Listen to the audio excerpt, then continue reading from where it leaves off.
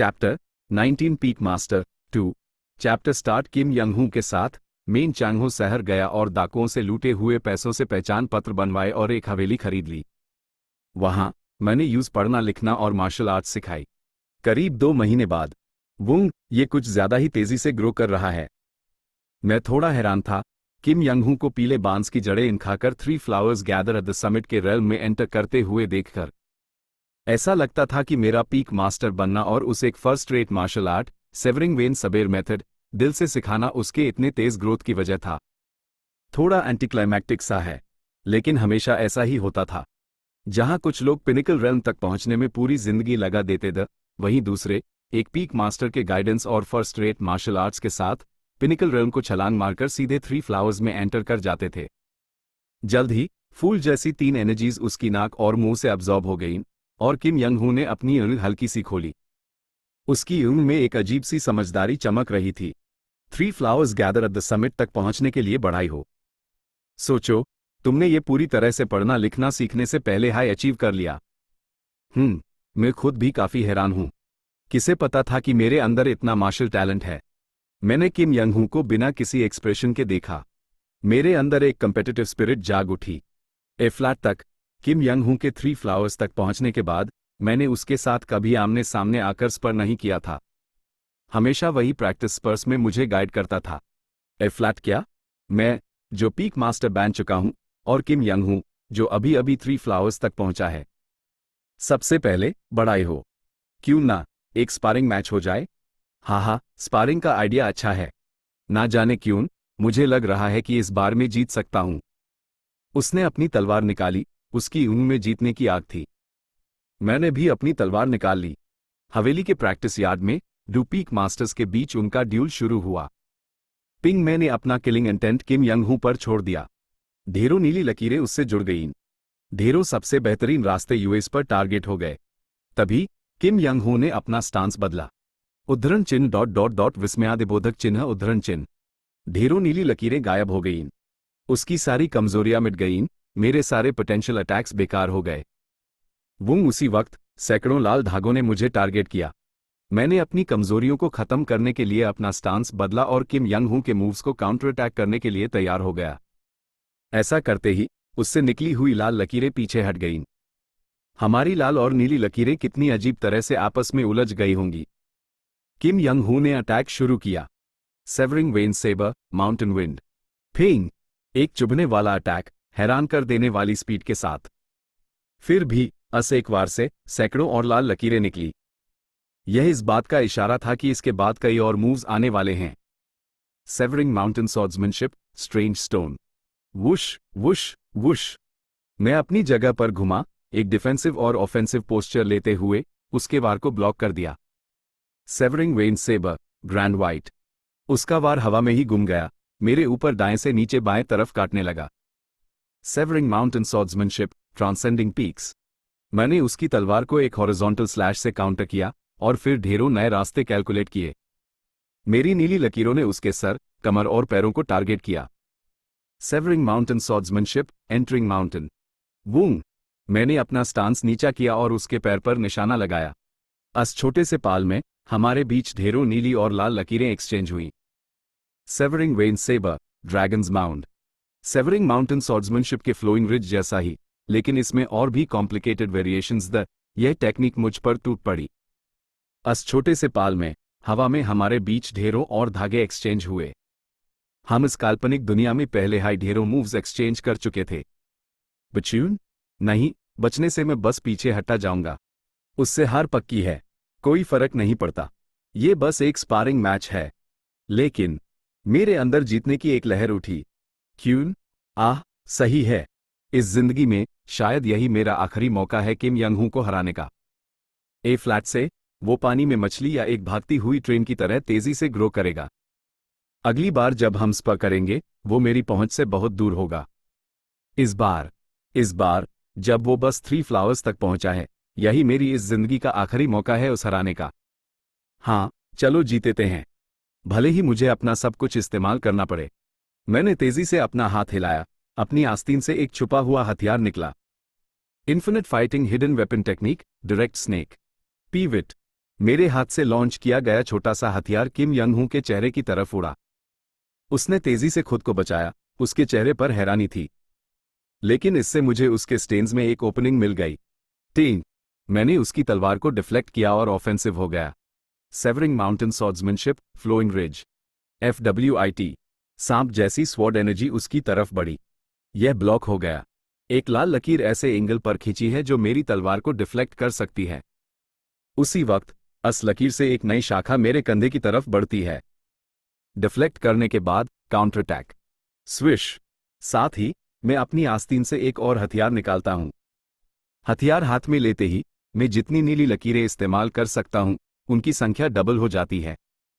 उसकी लाल लकीरें बदल जाती हैं। उसकी तलवार से मेरे कंधे तक आने वाली लाल शाखा अब मेरे हथियार की तरफ मुड़ जाती है।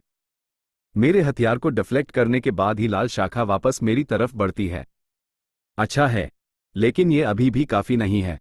मेरे पास ज्यादा रियल कॉम्बैट एक्सपीरियंस है।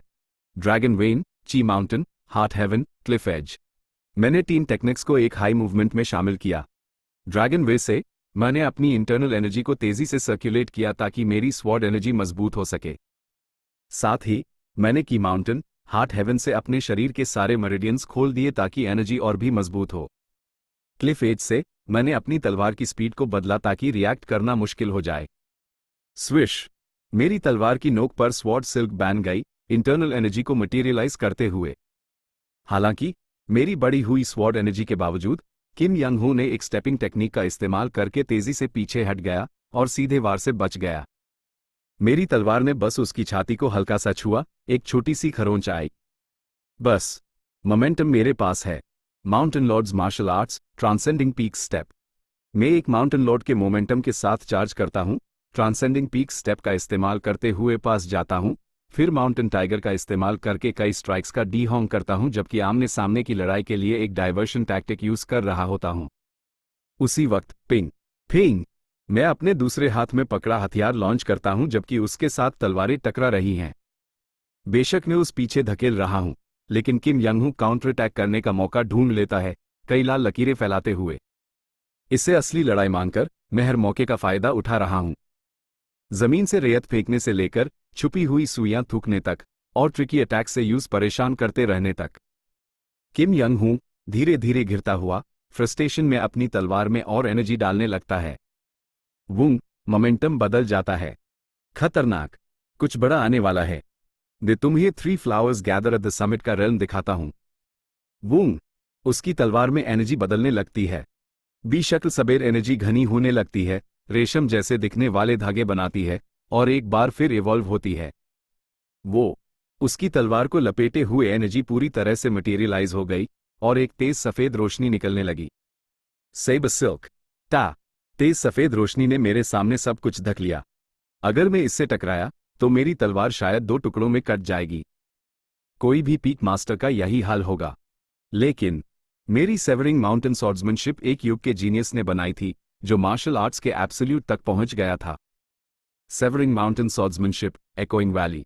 एक ऐसी टेक्निक जिसने पिछली जिंदगी में किम यंग हू की एनर्जी को भी झटक दिया था। अगर ये 3 flowers gather at the summit के इस शुरुआती स्टेज की एनर्जी है तो यह पॉसिबल है। वूंग। तलवार से इरादा हटाओ, यूज खाली करो और फिर दुश्मन की ताकत को एक्सेप्ट करो। उल्टा हो गया। क्वान। मैं किम यंग हू की एनर्जी को रिसीव करता हूं और वापस उसी पर काउंटर कर देता हूं। एक जोर का धमाका होता है और किम यंग हू 3 कदम पीछे हट जाता है कमाल है। थ्वुंग। किम यंग हू की तलवार 2 टुकड़ों में टूट जाती है। अंदर से मेन शॉक्ड था। उसने इतने कम समय में अपनी एनर्जी से मेरे रिवर्सल को काउंटर कर दिया। मेरे कैलकुलेशंस के हिसाब से जब मैंने एकोइंग वैली से काउंटर किया था उस पीछे फेंक जाना चाहिए था, उसकी तलवार के टुकड़े टुकड़े हो जाने चाहिए थे। लेकिन इस पैल में उसने अपनी सबेर एनर्जी को वापस कैप्चर किया और उससे काउंटर कर दिया। लवहारमान था हूं। मेरा हथियार टूट गया, जो किसी भी योद्धा के लिए शर्म की बात है। तुम काफी स्किल्ड हो, है ना? चिंता मत करो। ए फ्लैट से मैं तुम्हें कभी नहीं हरा पाऊंगा। मैंने अपनी तलवार मया में राखी और शांति से कहा, आज के ड्यूल के बाद मैं अगली जिंदगी में भी किम यंग हू को नहीं हरा पाऊंगा। वो लड़ाई के दौरान रियल टाइम में ग्रो हुआ और अपनी समझ को कंसोलिडेट करने के बाद और भी मजबूत हो जाएगा। मुझसे लड़कर उसने लगभग असली लड़ाई का एक्सपीरियंस हासिल किया है और जल्द हाई टॉप 3 ग्रेट वॉरियर्स में से एक बन जाएगा। एक्चुअली मैंने तुम्हारे पिनिकल रेल्म तक पहुंचने के लिए एक बड़ाई का गिफ्ट तैयार किया है। ओ, क्या ये ड्यूल हाई गिफ्ट नहीं था? क्या और भी कुछ है? हाँ, ये लो। मैं घर के अंदर गया और उस तैयार की हुई 6 किताबें दी। ये है gazing cultivation and exceeding martial arts scripture. मैंने इसे एक बूढ़े आदमी से खरीदा था। इसके लिए कम से कम 3 flowers gathering eight the summit की जरूरत है। मैंने पढ़ी लेकिन समझ नहीं पाया, इसलिए तुम्हें दे रहा हूं। ओह, क्या किस्मत है। मैं इसे शुक्रिया के साथ पढ़ूंगा। Record of gazing cultivation and exceeding martial arts से मिली इंसाइट्स को पिछले साइकिल के किम यंग हू ने मैक्सिमाइज किया था और कई गहरी समझ में ऑर्गेनाइज किया था। मैंने यूज किताबें दी, रिकॉर्ड्स, लोग के तौर पर नहीं, बल्कि स्क्रिप्चर्स, ज्ञान के तौर पर। A flat gazing cultivation and exceeding martial arts scripture के साथ वो इतना मजबूत हो जाएगा कि मैं उसका सामना करने की हिम्मत भी नहीं कर सकता। यूज करीब 1 महीने तक और पढ़ना लिखना सिखाने के बाद मेन चांगहो सिटी के पास डाकुओं के गिरोहों और गलत संप्रदायों का सफाया करके और वांटेड मुजरिमों को पकड़कर रोजी रोटी कमाने निकल गया। जब यंग हो ने सारे अक्षर सीख लिए, उसने करीब 4 महीने तक gazing cultivation and exceeding martial arts scripture के CHEH वॉल्यूम्स को देखते हुए पागलों की तरह ट्रेनिंग की। उसका चेहरा आधा बेहोशी में था। 4 महीने ऐसे ही बीत गए। यंग हू ह्योंग, मैंने कुछ पैसे कमाए हैं। मेन चांगहो सिटी के पास एक मशहूर लेट स्टेज मास्टर डाकू को पकड़ने के इनाम के साथ घर लौटा। लेकिन किम यंग हू घर पर नहीं था। क्या? कहीं बाहर गया है क्या? वो स्क्रिप्चर पढ़ रहा था और जैसे जुनून में मार्शल आर्ट्स ट्रेन कर रहा था, लेकिन आज वो घर में कहीं नहीं था। लगता है वो घर से पूरी तरह चला गया है। तभी ये हुआ। स्वूश! आह! अचानक किम यंग हू हवा में से एक भूत की तरह प्रकट हुआ। ये क्या? हाँ, मैंने स्क्रिप्चर में लिखी एक टेक्निक ट्राई की और तुम सच में मुझे ढूंढ नहीं पाए। ये किताब वाकई में एक कमाल की मार्शल आर्ट्स टेक्स्ट है। यंग हू ह्योंग, वो? मैंने कांपती हुई आवाज में उससे पूछो।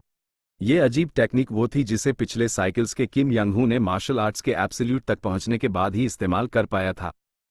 लेकिन अभी का किम यंग हू, जिसे ट्रेनिंग करते हुए 1 साल भी नहीं हुआ था, यूज इस्तेमाल कर रहा था।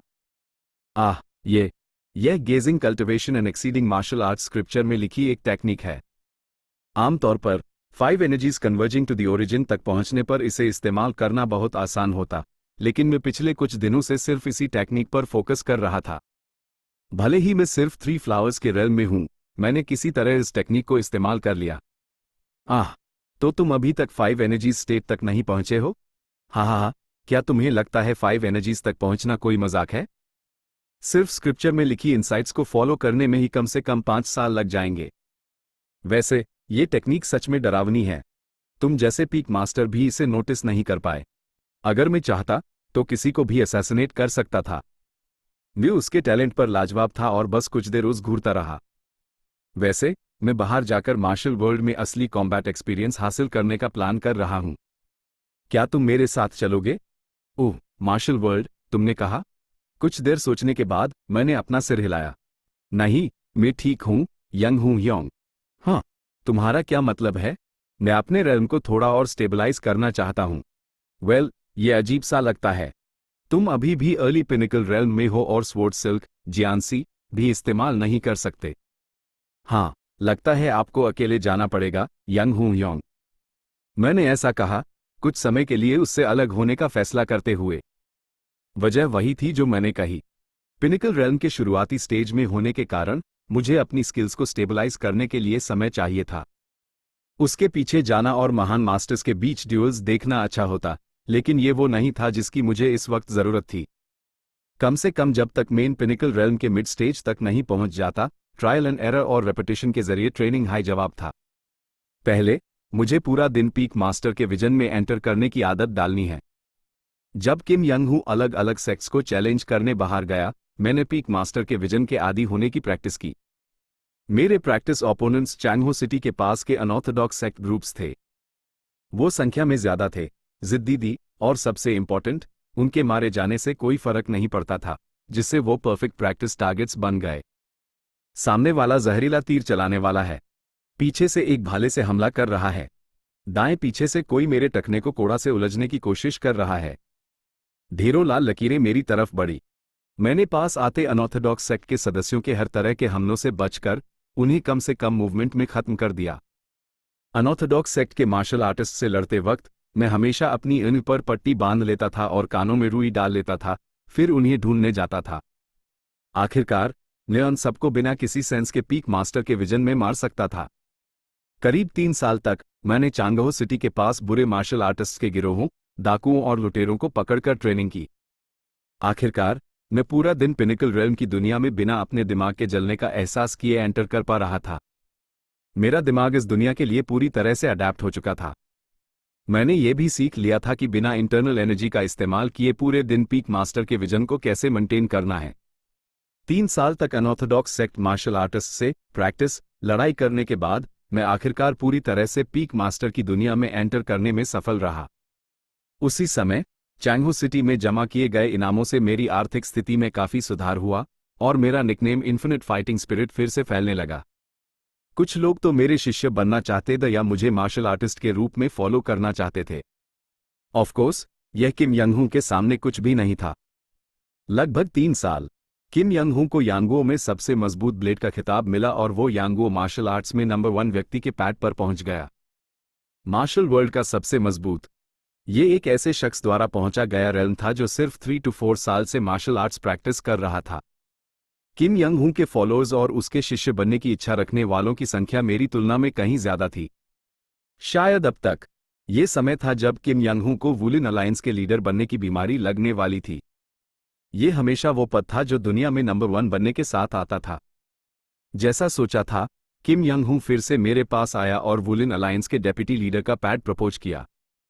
ऑफ कोर्स एक गाय की तरह काम करने का भविष्य जानते हुए मैंने साफ इनकार कर दिया और एक सही बहाना बनाया। यंग-हू ह्योंग, मैं अब इंपीरियल कोर्ट में एंटर करने की कोशिश करने जा रहा हूं। क्या इंपीरियल कोर्ट? हाँ, आपका ऑफर ठुकराने का कारण यह है कि मैं इंपीरियल कोर्ट में शामिल होकर एक अधिकारी के पद से आपकी मदद करना चाहता हूं। कृपया समझें। छोटे भाई सेओ, मैं सच में तुम्हारा आभारी हूं। ऑफ कोर्स इंपीरियल कोर्ट में शामिल होने के मेरे फैसले के पीछे एक अलग ही मकसद था। अगर मैं इंपीरियल कोर्ट में शामिल होता हूं तो मेरा कल्टिवेटर क्लैन से ज्यादा कांटेक्ट होगा। मैं अपनी पिछली जिंदगियों में वुलिन अलायंस का मुख्य स्ट्रैटेजिस्ट और इंटेलिजेंस ऑर्गेनाइजेशन गुयोंगा का प्रमुख था। इस समय मिली जानकारी के अनुसार इंपीरियल कोर्ट यांगुओं के किसी भी दूसरे ग्रुप से ज्यादा कल्टिवेटर क्लैन से घुल मिला हुआ था। यहां तक कि अफवाहें थी कि यांगुओ शाही परिवार कल्टिवेटर क्लैन की एक शाखा है। मैंने सबसे पहले यांगुओ सेना में आवेदन किया। सेना ने मार्शल वर्ल्ड में एक मशहूर पीक मास्टर के रूप में मेरा आवेदन खुशी खुशी स्वीकार कर लिया और मैंने जल्द ही पहचान बनाई, एक जनरल के पद तक पहुंच गया। इस पैड से मैंने इंपीरियल गार्ड के लिए आवेदन किया और बिना किसी समस्या के पास हो गया। ये वो परिणाम था जो मैंने वापस आने के 5 साल बाद हासिल किया। तुम्हारा मिशन शहंशाह की गुप्त रूप से रक्षा करना और उन्हें अपनी जान देकर बचाना है। एक पीक मास्टर के रूप में तुम इतना तो कर ही सकते हो, है ना? जी, मैं ये ध्यान में रखूंगा। मेन शैडो गार्ड्स में शामिल हो गया और 4 महीने तक छिपने और सुनने की टेक्निक्स की ट्रेनिंग के बाद शहंशाह की रक्षा में तैनात कर दिया गया।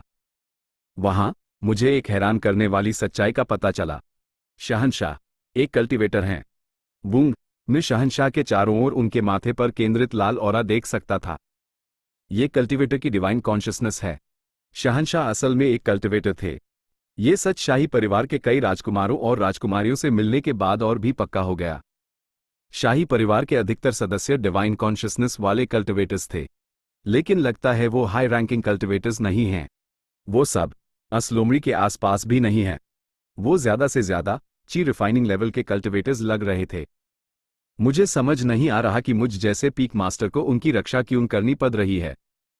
शहंशाह की ऑरा, जो अनजाने में दिख रही थी, निश्चित रूप से सिर्फ फर्स्ट स्टार ऑफ ची रिफाइनिंग नहीं थी। इस लेवल की स्किल के साथ शहंशाह शायद पूरे शैडो गार्ड से ज्यादा मजबूत हो सकते हैं। शायद शैडो गार्ड इसलिए है क्योंकि वो खुद असैसिन से निपटने में आलस करते हैं। दुर्भाग्यवश शहंशाह शाही परिवार में वो व्यक्ति थे जिन्हें हत्या का सबसे ज्यादा खतरा था। लगभग हर रात असैसिन्स आते थे और मुझे हर रात उनसे लड़ना पड़ता था। क्या ये अच्छा है कि मुझे लगभग हर दिन असली लड़ाई का अनुभव मिल रहा है?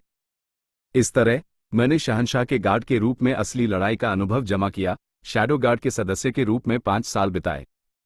क्या तुम वुलन अलायंस के लीडर के रूप में ठीक से मैनेज कर रहे हो? एक छोटे से गुप्त कमरे में मेन किम यंग हू के साथ गो खेल रहा था और पूछो। शहंशाह के गार्ड के रूप में मुझे आधिकारिक तौर पर उससे, वुलन अलायंस के लीडर से, मिलना माना था, इसलिए हमें इस तरह चुपके से मिलना पड़ता था। क्या ये सर दर्द नहीं है? हाँ, अगर तुम मेरे साथ शामिल हो जाते तो कम तकलीफ होती। तुम अब मुझसे भी जवान होने वाले हो, है ना? प्रॉब्लम क्या है? हाँ, वेल, उसने मेरे सवाल के जवाब में एक मतलबी मुस्कान दी। ये समय था जब उसके रिजुविनेशन से गुजरने का। दरअसल टाइमिंग के हिसाब से ये थोड़ा लेट था। तुम्हारे लिए 3 फ्लावर्स बस आने ही वाला है। लगता है तुम्हारी इंटरनल एनर्जी काफी बेहतर हो गई है। बड़ा ही हो। हाँ, शहंशाह के पास असैसिन्स को काट काट कर मेरी स्किल्स कैसे नहीं सुधरेगी? शहंशाह को मारने आने वाले असैसिन्स लो पीक मास्टर्स से लेकर 3 फ्लावर्स के रेल्म तक के थे। अधिकतर समय असैसिन्स मेरे जैसे हाई रेल्म के होते थे, जिससे मुझे उनके साथ आज़ादी से असली लड़ाइयों में शामिल होने का मौका मिलता था। तो लगता है तुम शहंशाह के गार्ड के रूप में अच्छा कर रहे हो? पूछो ही मत। जब भी मैं शहंशाह की स्किल का अंदाजा लगाता हूं, मुझे एक शंका सी होती है। हाँ, शहंशाह का कल्टीवेटर होना? ये सच में कुछ अलग है, उनकी रक्षा करना शायद ही जरूरी लगता है। पिछले कुछ सालों में किम यंग हू को कल्टिवेटर्स के अस्तित्व के बारे में पता चल गया था और वो उनका सामना करने के लिए उत्सुक लग रहा था। वैसे यंग हू ह्योंग, तुम इन कल्टिवेटर्स के बारे में क्या सोचते हो? आमतौर पर इस पॉइंट पर किम यंग हू उन्हें ढूंढने और उनका सामना करने के लिए बेताब होता। हालांकि अभी का किम यंग हू ऐसी कोई इच्छा नहीं दिखा रहा था। मेरे सवाल पर उसने अपने कप से पिया और कहा, हाँ, क्या कहूं? ऑफ कोर्स, मैं उनसे लड़ना चाहूंगा। लेकिन मैंने अभी तक gazing cultivation and exceeding martial arts scripture के सभी 6 वॉल्यूम्स को पूरी तरह से नहीं समझा है, खासकर उसमें लिखे आखिरी वाक्यों को। स्क्रिप्चर में लिखे आखिरी वाक्य वो अनुभव जो किम यंग हू ने पिछली जिंदगी के अंत में हासिल किए थे। स्क्रिप्चर में लिखे अनुभव ऐसे हैं कि मैं उन्हें पूरी तरह से मास्टर किए बिना उनका सामना करने की कोशिश भी नहीं कर सकता। इसलिए मैं अन वाक्यों में गहराई से उतरने का प्लान कर रहा हूं और फिर कल्टिवेटर्स को ढूंढूंगा। तब तक मुझे वुलन अलायंस के लीडर के पैड से नीचे उतर जाना चाहिए। समझ गया। वैसे तुम्हारी स्किल्स कुछ बेहतर हुई लगती हैं? किम यंग हू ने मुस्कुराकर अपने कप में और शराब डाली। वो शराब के साथ अपनी इंटरनल एनर्जी भी डाल रहा है।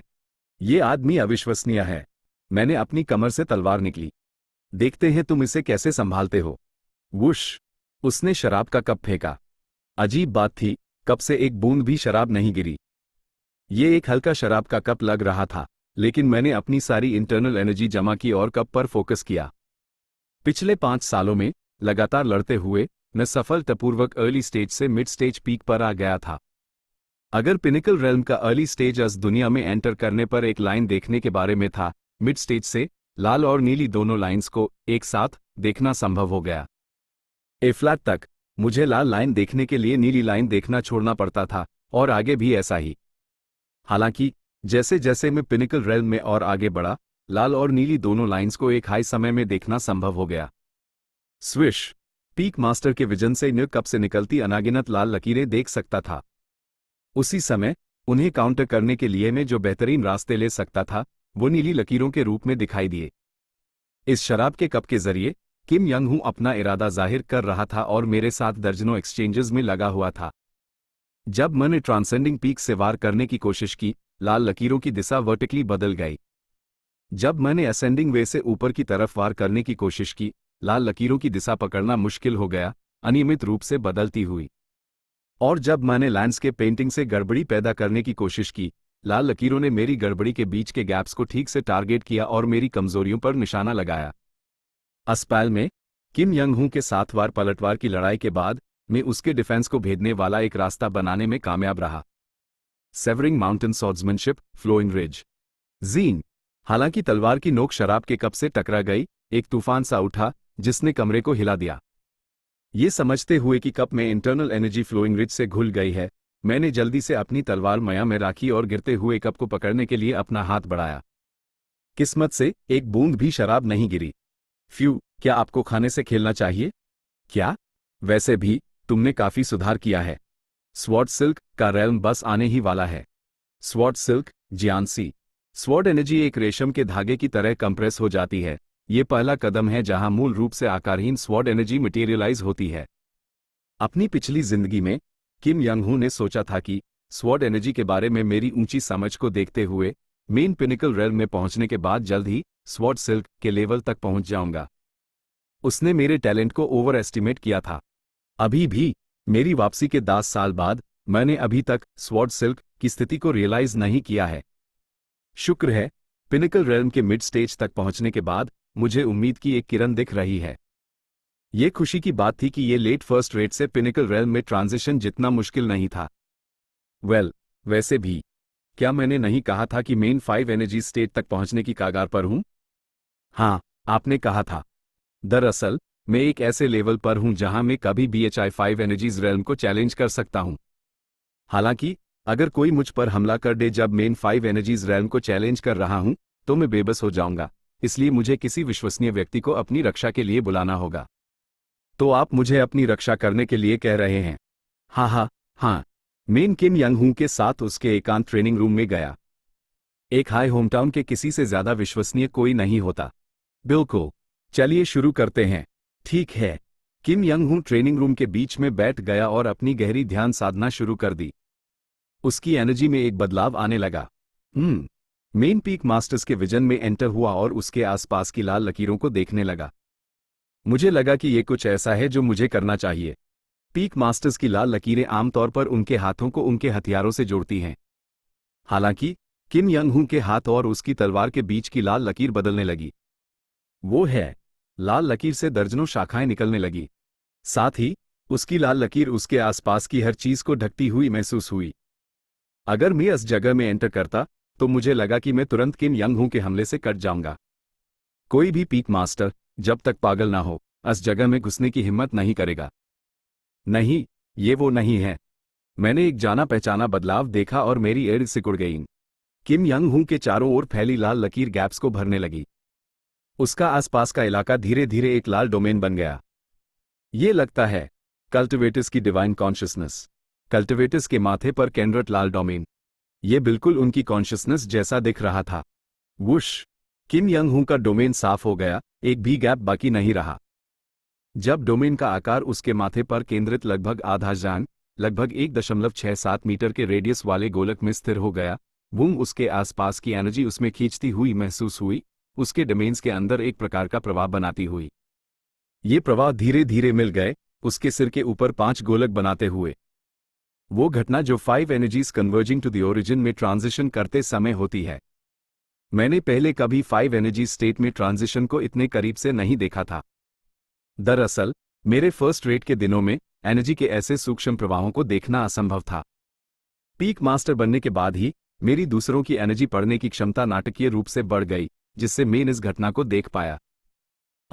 कितना अफसोस है। मुझे अचानक एक अफसोस का एहसास हुआ। अगर मैं 3 फ्लावर्स के रेल्म तक पहुंच गया होता तो शायद मैं और भी बहुत कुछ देख पाता। फिलहाल के लिए उसकी अभी की स्थिति को ध्यान से देखते हैं। मैंने पूरी तरह से उन 5 गोलकों पर फोकस किया, उनके अंदर का प्रवाह, ये 5 गोलक एक दूसरे के चारों ओर कैसे घूमते हैं, उसका सिद्धांत। किम यंग हू के सिर के ऊपर गोलकों के तैरने के पीछे का सिद्धांत। हालांकि मुझे सब कुछ समझ नहीं आया, इन अनुभवों के टुकड़े मुझे स्वॉर्ड सिल्क का एहसास दिलाने के लिए काफी लग रहे थे। तभी ये हुआ। SSSRRR 5 गोलक टूट गए, 5 रंगी एनर्जी में बदल गए। 5 रंगी एनर्जी किम यंग हू की नाक और मुंह में घुस गई और उसका शरीर बदलने लगा। क्रैक क्रीक, उसका शरीर मुड़ गया। किम यंग हू की हड्डियां और मांस बदल गए और उसकी त्वचा पर झुर्रियां गायब हो गईं। साथ ही उसके पहले के गंजे सिर पर घने बाल उग आए। Creek crack whoosh!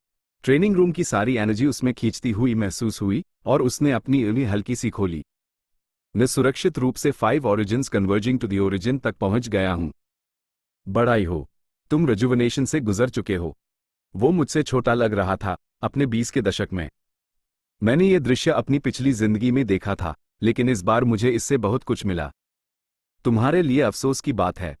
अगर तुम 3 फ्लावर्स तक पहुंच जाते तो तुम और भी बहुत कुछ देख सकते थे। मैं बस यही सोच रहा था, मैं क्या कर सकता हूं? ये मेरी ही गलती है कि मेरी स्किल्स सीमित हैं। लेकिन इससे कुछ तो मदद मिली ही होगी, इसलिए वापस जाने के बाद इस पर सोचना। उस अपने अब घने बाल पसंद आ रहे थे, वो उन्हें छू रहा था। अचानक मैंने उससे एक सवाल पूछो। आपने एक या दो कल्टिवेटर्स का सामना जरूर किया होगा, है ना, यंग हूं ह्योंग? हाँ। अभी मेरी इनको उनके पास जो कॉन्शियसनेस है और आपने जो डोमेन बनाया है, वो बहुत एक जैसे लगते हैं। क्या आपको लगता है कि कोई कनेक्शन है? कुछ देर सोचने के बाद वो बोला, ऐसा लगता है। इस डोमेन के अंदर मुझे लगता है कि मैं अंची रिफाइनिंग स्टेज के कल्टिवेटर्स के साथ बराबरी से लड़ सकता हूं। Gazing cultivation and exceeding martial arts scripture से मिली मार्शल आर्ट्स का इस्तेमाल करके मैं शायद उनसे भी ऊंचे लेवल के कल्टिवेटर्स से लड़ सकता हूं।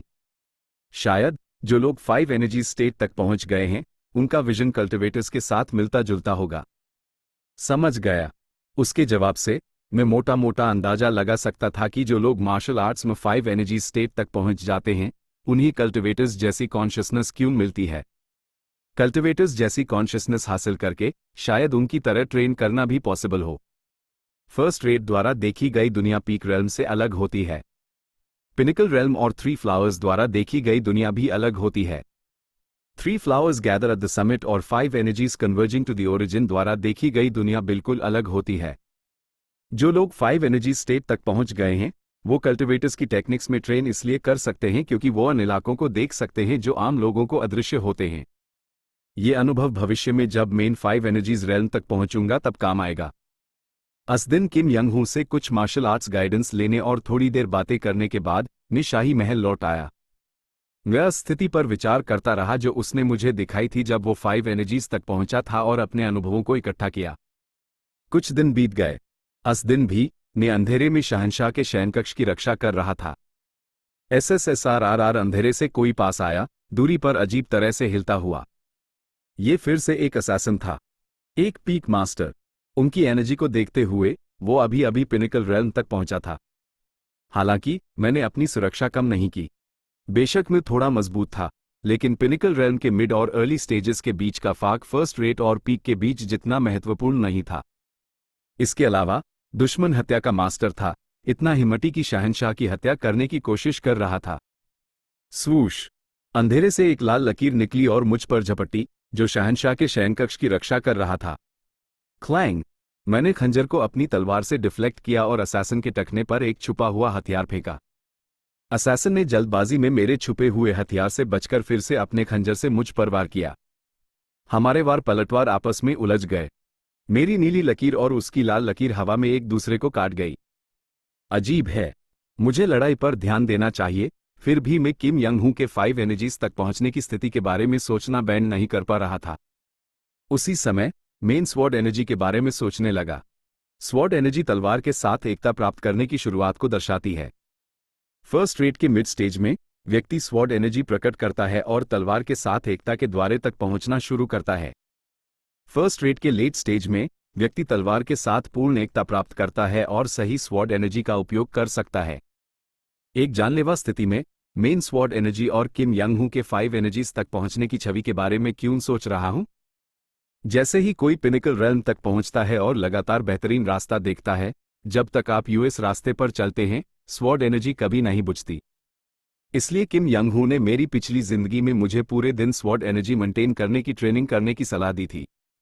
मेरा बेहतरीन रास्ता आखिरकार मेरी स्वॉर्ड्समैनशिप की सीमा है। स्वॉर्ड एनर्जी मेरी स्वॉर्ड्समैनशिप की विशेषताओं का चरम प्रदर्शन है, तलवार के साथ एकता के माध्यम से। स्वॉर्ड्समैनशिप हाई स्वॉर्ड एनर्जी है। ये मेरी मार्शल आर्ट्स ट्रेनिंग के दौरान मेरी भावनाएं थी। रुको, नहीं, कुछ गड़बड़ है। लेकिन अचानक मुझे लगा कि मेरी सोच में कुछ गलत है। असैसिन ने मुझ पर लगातार 3 बार वार किया और मैंने लैंडस्केप पेंटिंग से उनके खंजर को डिफ्लेक्ट करने के बाद एंटरिंग माउंटेन से उनका संतुलन बिगाड़ दिया। उसकी लाल लकीर मेरी तरफ बढ़ी और फिर टूट गई। वार करने के बाद वो अपना मूव बदलेगा। मैंने उसके इरादे को अपनी नीली लकीर से ब्लॉक किया और एक संघर्ष में उलझ गया। अगर स्वॉर्ड्समैनशिप हाई स्वॉर्ड एनर्जी है, तो एक मार्शल आर्टिस्ट का क्या महत्व है? क्या कल्टिवेटर्स बस चलने वाली कठपुतलियां या ज़ॉम्बीज बनाकर, उन्हें स्वॉर्ड्समैनशिप सिखाकर, उनसे स्वॉर्ड एनर्जी का इस्तेमाल नहीं करवा सकते? मैंने अपनी कई जिंदगियों में निर्जीव वस्तुओं द्वारा स्वॉर्ड एनर्जी का इस्तेमाल करने के बारे में क्यों नहीं सुना? स्वॉर्ड एनर्जी सिर्फ स्वॉर्ड्समैनशिप नहीं है। तो स्वॉर्ड एनर्जी क्या है? असैसिन के साथ वार पलटवार करते समय उसकी लाल लकीर मेरी नीली लकीर को भेद गई। उसका खंजर ठीक मेरे माथे पर निशाना लगा रहा था। स्वॉर्ड एनर्जी है। मुझे वो दृश्य याद आया जब किम यंग हू 5 एनर्जीज में एंटर हुआ था। उसके माथे के चारों ओर एक लाल डोमेन बन रहा था। आह, ये बात है। हालांकि स्वॉर्ड एनर्जी स्वॉर्ड्समैनशिप से बनती है, उसके मूल में आखिरकार इंसान ही है, तलवार चलाने वाले मार्शल आर्टिस्ट का इरादा। साथ ही मैंने देखी गई लाल और नीली लकीरों के असली स्वरूप को पूरी तरह से समझ लिया। सिर्फ बेहतरीन रास्ता या दुश्मन के हमले का इरादा नहीं, यह मार्शल आर्टिस्ट का इरादा है जो अपनी मार्शल आर्ट्स को प्रकट करता है। उनके इरादे की दिशा, ये समझते ही मुझे तलवार पकड़े हुए अपने हाथ में एक अजीब सा एहसास हुआ, जैसे तलवार से नसें उगकर मेरी त्वचा में घुस रही हैं, मेरे हाथ में प्रवेश कर रही हैं।